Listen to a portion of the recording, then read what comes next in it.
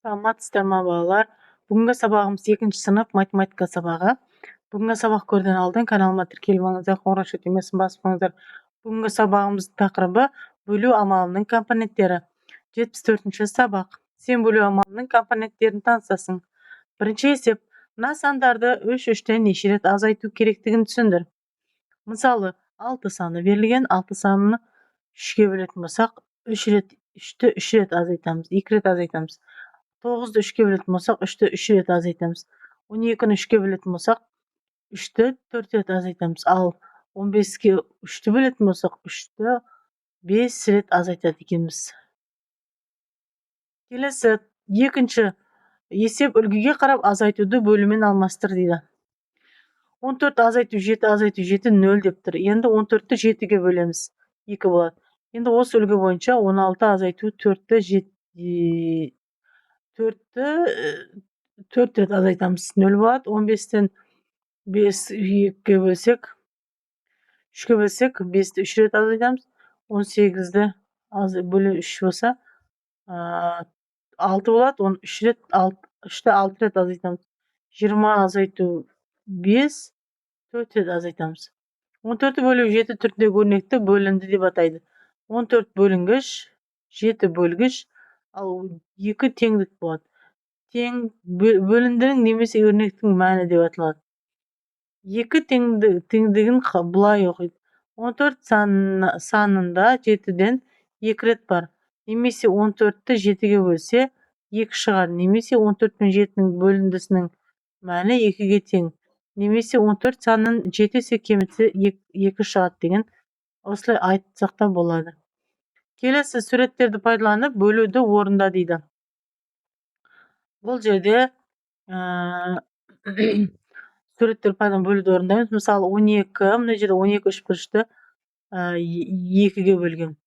6 болған, иә? Мысалы, мынадан 6, мынадан 6 болып тұр, 2 рет болып тұр 6-6-дан. Енді келесі 12-ні 6-ға бөлсек 2 болады, иә?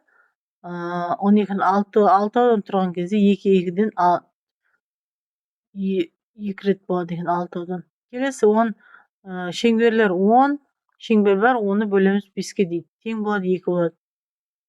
Өйткені бір қатар, 2 қатар 5 5-еуден болып тұрды, 10 болады.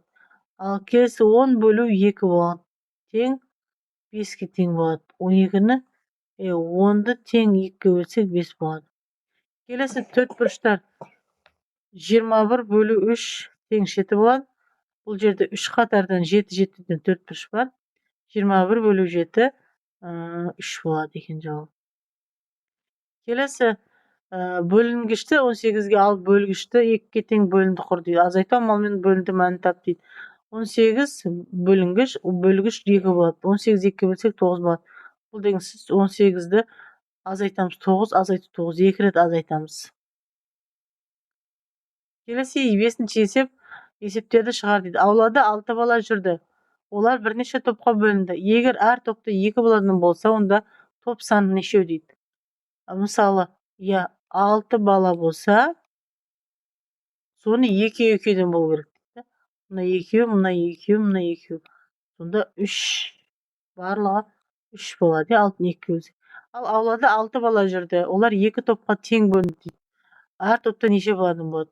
1 2 3 1 2 3 деп 2 топқа бөлсек 3-тен түседі. 3-3-тен болады. 6-ны 2-ге бөлеміз, 3 болады. Екеуі де бірдей жауап шығады, бірақ бөліну әдістері 2 түрлі болып тұр, иә? Келесі 6-шы есеп, бос орнына тиісті санды қой дейді. 6 қосу 6 қосу 6, бұл деген сөз 6-ны 3 рет көбейтеміз, 6 көбейту 3 18 болады. 2 қосу 2 тең 2-ні 3-ке көбейтеміз, 6 болады жауап. Ал 5-ті 4 рет жазған, яғни 5-ті 4-те көбейтеміз. 1-ді 4 рет қосқан, оны 4-ке 1-ді көбейтеміз. Келесі есебіміз 7-ші есеп, азайтуды бөлумен алмастыр дейді. Мысалы, 27 азайту 9, азайту 9, азайту 9. Бұл 27 бөлінген 9, 3 болады. 18 азайту 6, азайту 6, азайту 6. 3 рет азайтқан. 18-ді 6-ға бөлсек 3 болады. Bölүүдү азайтма болмастыр дейт. Мисалы 30 бөлүнгөн 6 тең 5. Ол 30 азайтуу 6, 6, 6. 6-ны 5 ирет сиз жазамыз. Тең 0 дейт. Келесі 15-ті бөлеміз 3-ке. 3-ті 5 рет азайтамыз. 20-ны 4-ке бөлсек, 4-ті 5 рет азайтады екенбіз. 0 саны шыққанға дейін 45, 40, 30, 35 сандарын 5-5-тен неше рет азайту керек дейді.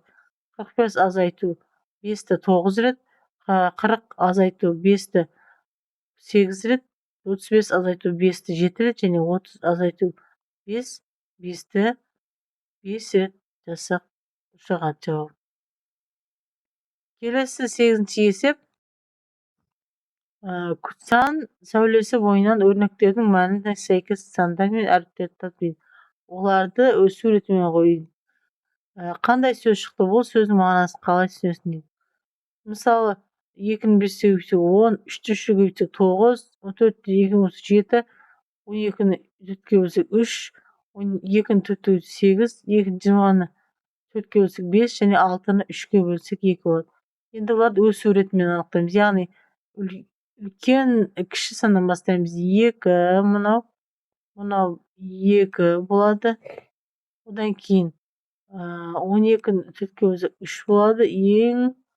Ең деген сөз шықты. Енді осылай барлығын жазып шығамыз. Одан кейінгі кіші сан 7, одан кейінгі кіші сан 8, одан кейін 9. Осылай кете береміз. Сонда еңбекқор деген сөз шығады екен. Мына жауаптарын сөз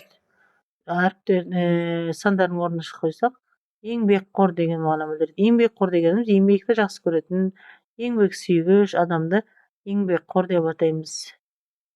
Осымен бүгінгі сабағымыз аяқталды. Каналыма тіркеліп алыңыздар. Сау сәлеметте болыңыздар.